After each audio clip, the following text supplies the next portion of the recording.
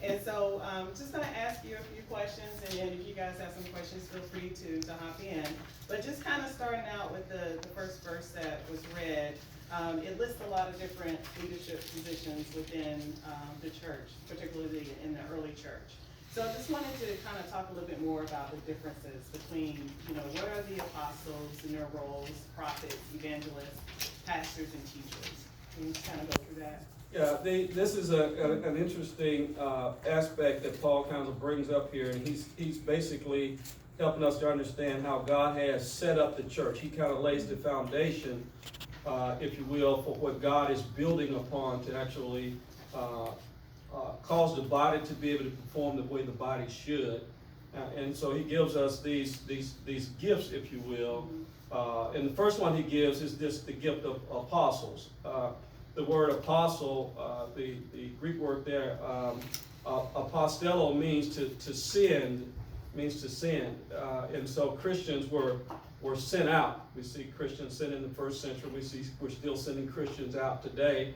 And this general use of the word apostle leads to some of the confusion we see with whether or not the gift, and we're going to get to that, whether or not the gift is still a gift that's being utilized today in the same way that it was utilized then. But it means to send, and all Christians are sent in that sense. And it also means a messenger. Missionaries actually are sent out, and so they're messengers coming from a church, and they're going out. But this is not the sense that Paul is talking about here. The first two are not the sense that Paul is using here when he starts talking about, and he gave some apostles.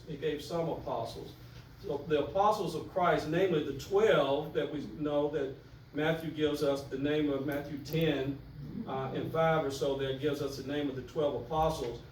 Then we know that one, Judas, transgressed and kind of went the other way, killed himself, and they put in another apostle to take his place, Matthias, and so Matthias replaces Judas. But these are the apostles that Paul is talking about here, and he gave some apostles. We know that Paul became an apostle after Matthias, so he's like number 13 or so. Perhaps should have been number 12. They may have gotten ahead of themselves, putting Matthias in. We know almost nothing about the guy. And then Paul writes 13 books after that. But that's part of textual criticism. We can kind of talk about that a little bit differently. But the apostle that he's talking about here, he gave some apostles, are those who actually had eyewitnesses accounts of Jesus' resurrection. So when we start talking about whether apostles exist today, not in this sense do they exist today. Now, if we just talk about it in the general sense of sending people out, you could say you sent Barry to Spain and he was an apostle. Well, you wouldn't be talking about this same type of apostle here, because it says he gave some apostles. He gave some apostles, and so this is a little bit different.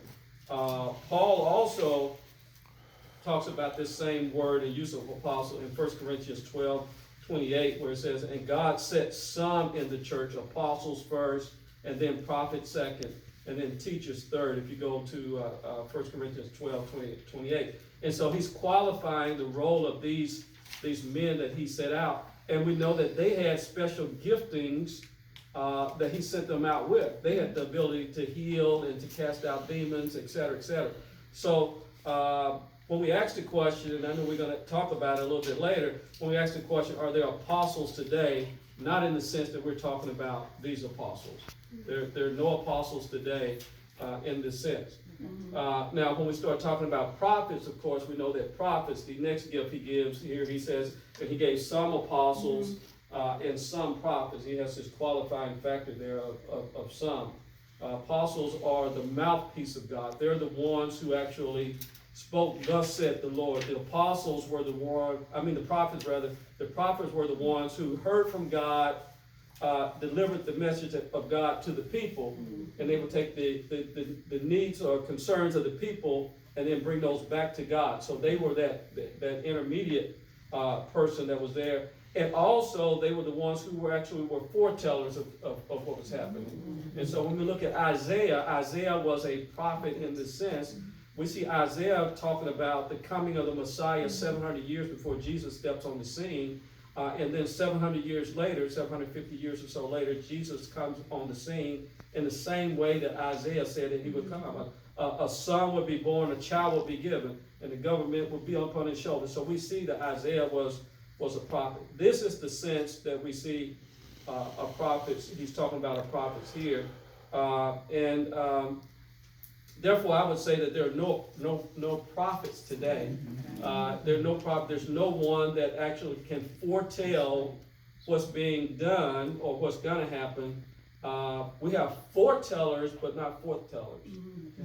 The pastor stands, or the minister stands in the seat of a prophet only in the sense that he can speak what's already been said about what the word says. So he's foretelling, if you will, but he's not forthtelling.